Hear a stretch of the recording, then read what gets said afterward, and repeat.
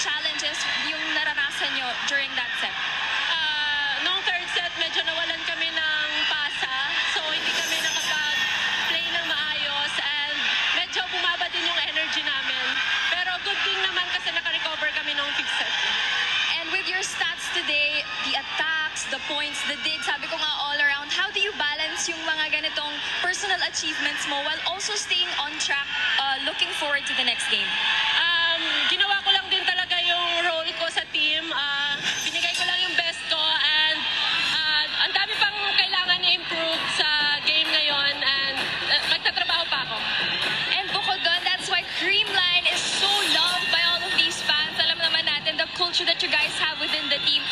Paano nyo pa rin patuloy na ina-uplift or like minamotivate yung each other to do good, to do better, patuloy sa susunod na mga games this conference?